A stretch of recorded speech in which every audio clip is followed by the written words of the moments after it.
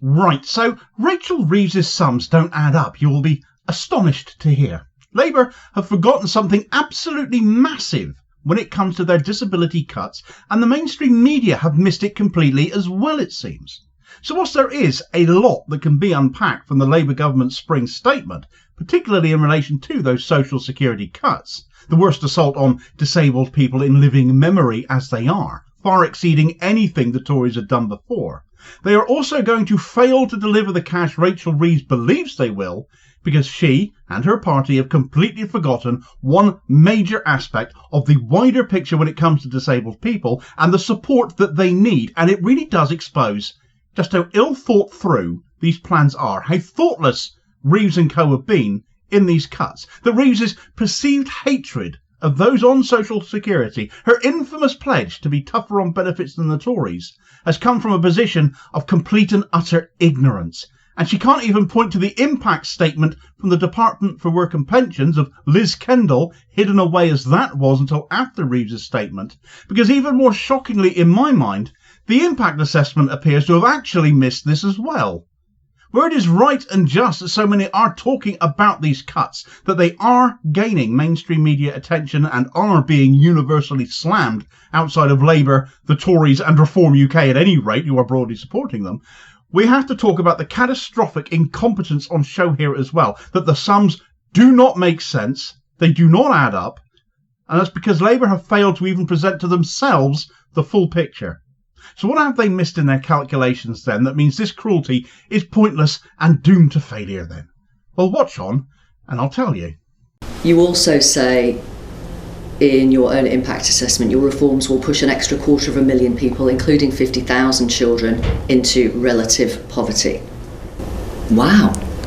Again, this is the impact assessment that doesn't take into account the positive benefit of moving into work. If they move into work. Sure, and that's our offer to people. So those numbers... It's not an offer.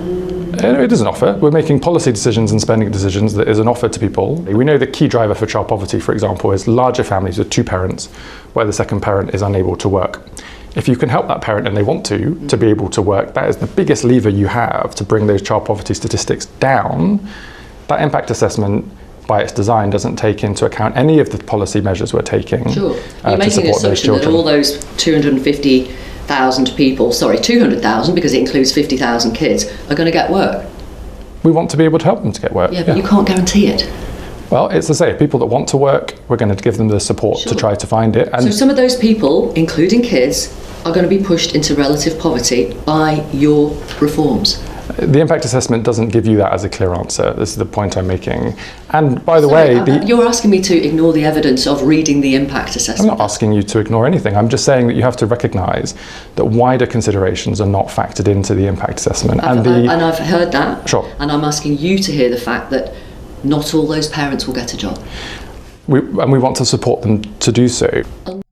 Right, so that was a clip there of Labour Chief Secretary to the Treasury, Darren Jones, being confronted with a few home truths on Newsnight of all places, the BBC, well, it is Victoria, Derbyshire, I suppose, with regards to Labour's plans versus the contents of the impact assessment, which already states that 250,000 more people will be plunged into relative poverty. That is, that they will have an income less than 60% of average. So that's a serious loss of income, as you can imagine. Could you live with losing 40% of your income, for example? And of those 250,000 projected people who will be in relative poverty going forwards, 50,000 of them will be children, and that's actually the low end of estimations. It could be as high as 400,000 people.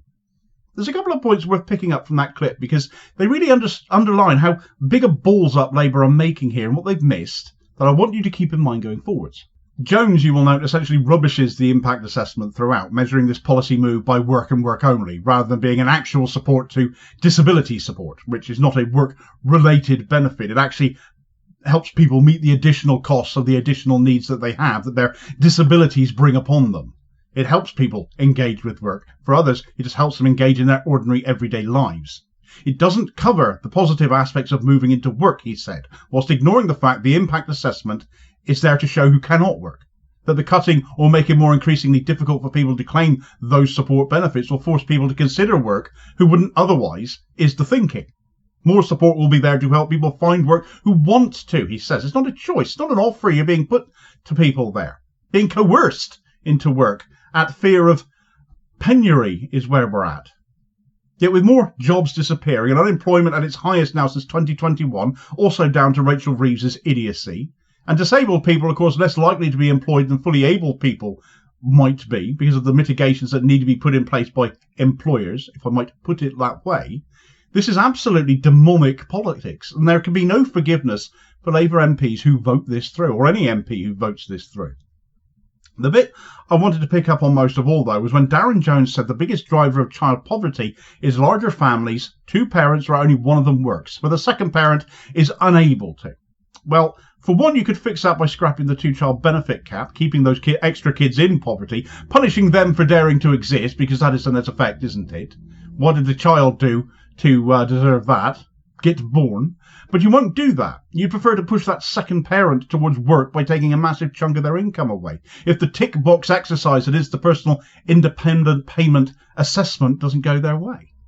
I draw attention to this example that Jones presented because not every family with a disabled family member even has one person in work, because that able-bodied former worker may have given up work to help care for the disabled person, to help them meet their additional needs.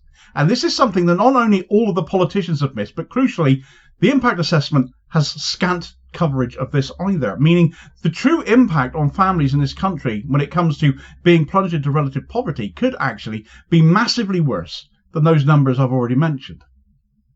I took the impact assessment. I put unpaid carers into a search of the document just before I read it through and came up with absolutely nothing. They're not mentioned once. The word carers on its own comes up just 5 times in the entire impact assessment, and that is one appearance in a footnote referencing the Office for Budget Responsibilities calculations, and the rest is in the annex sections near the end of the report. Nowhere in the assessment itself are unpaid carers mentioned, nor the crucial role they play taken into account, because that would be, well, presumably an uncomfortable set of truths, it seems. There are figures in those annexes relating to unpaid carers, though, which I'll come back to in a minute. Unpaid carers are the people who, like me, gave up conventional work to look after loved ones. I've spoken about my wife and daughter many a time on this channel. It's in the blurb of every single video that I put out, the About Me section. My wife has fibromyalgia and my daughter spina bifida. I care for both of them. I gave up my trade as a fabricator and welder to care for them, to help them meet their additional needs, because cash is one thing, but so often you still need someone there to physically help apply that extra assistance. Something has to pay for the stairlift maintenance, the changes to the home, the access aids, ramps. Something has to pay for the access to medical appointments, be that public transport or a mobility vehicle, if you happen to get the highest rate of the mobility element of PIP and can afford the advance payment to get said car. Because for every idiot saying every disabled person gets a free car, the truth is a long way from it. The carer aspect of this aside for one moment, we mustn't, of course, forget that PIP is the very assistance that enables many disabled people to be able to work themselves. Therefore, cutting it to get people into work, to incentivise them into work, is completely counterintuitive when taking their PIP away may actually take them out of work. I've discussed this point elsewhere. That's not what I want to focus on this video about. As an unpaid carer, though, before YouTube changed my family's lives, really, in exchange for giving up a job that paid some £400 a week, as I did at the time, I got carer's allowance.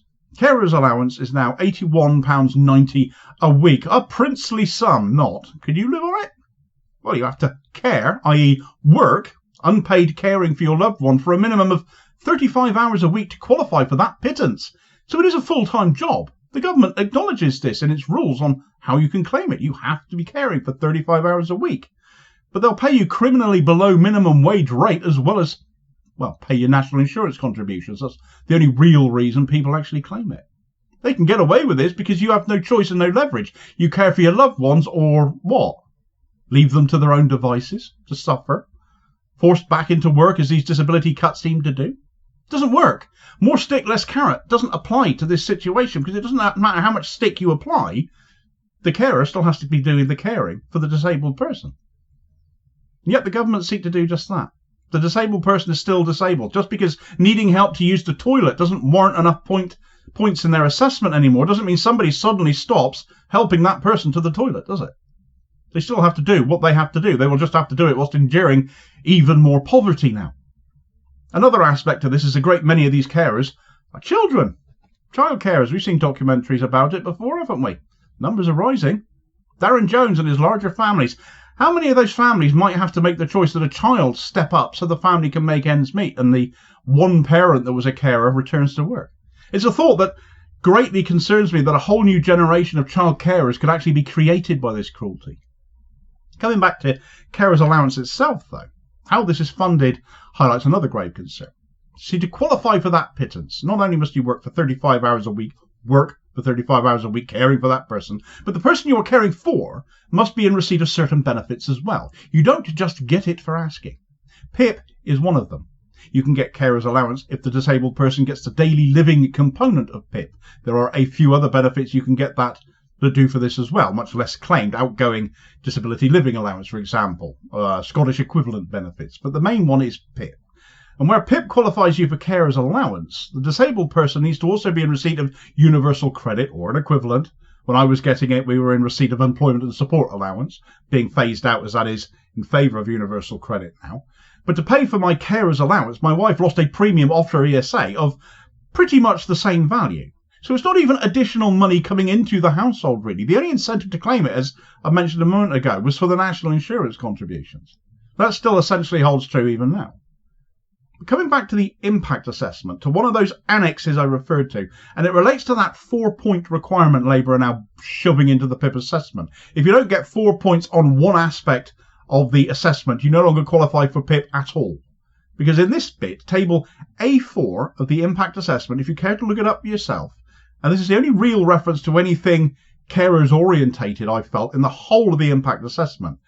And it's a little sentence underneath that table, and it reads, by 2029-30, an estimated 800,000 people will not receive the daily living component of PIP who would have under current rules. A significant proportion of these people will retain access to the mobility component and will remain on the benefit.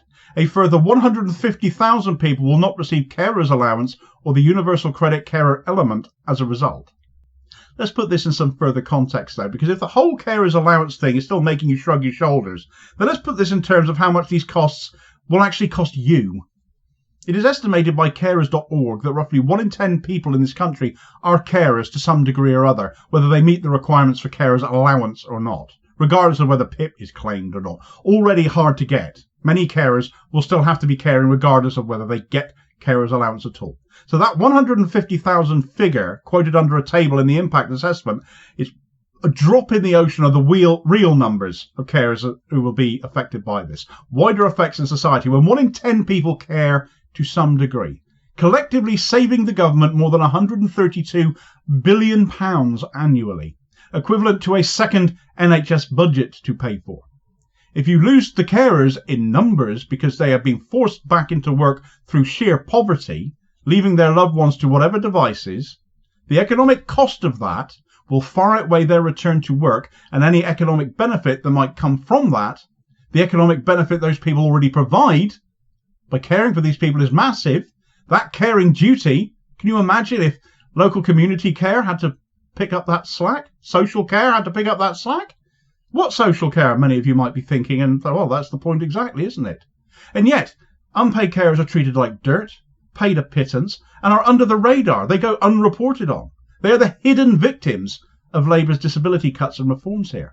And it's a cost all of us will bear the brunt of.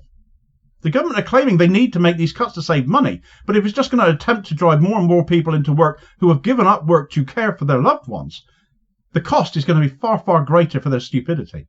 This clearly is not going to save the government any money. This clearly isn't going to do that. It's going to cost a lot more in the long run. And who exactly are the government saving this money for, by the way? Rachel Reeves and her self-imposed fiscal headroom. She's decided she needs £9.9 billion to meet her own rules, which are based on nothing but her own ideology. They serve no purpose in the real world, what she is doing, what she is saying. She's running this country to suit herself and her own daft ideas. It's not running the country in the interest of the people of it. If she's only saving money to meet her own rules, where is the benefit to the country in this? This is going to fail. And if the only reason to save money by demonising people supposedly there to be helped with this money, the reality is it's just more money going to the rich, therefore, isn't it? The donors and the corporate class will be delighted as disabled people are further impoverished because they're making more and more money off the back of it. That's why no politician voting for this must ever get a vote from us ever again. There's no logic, no benefit, no purpose to this at all. It is conscious cruelty against those unable to fight back, who lack the leverage to do so, just so Reeves hits her own targets. And it could cost us all even more in the end. It's becoming a bit of a trend to see Labour cutting from those who can't fight back. Infant school meals have become another target. Rachel Reeves again saving her own skin off the back of the next generation as well as just the disabled. It's just so typical of her now, isn't it? Punching down on those least able to fight back. Absolutely vile.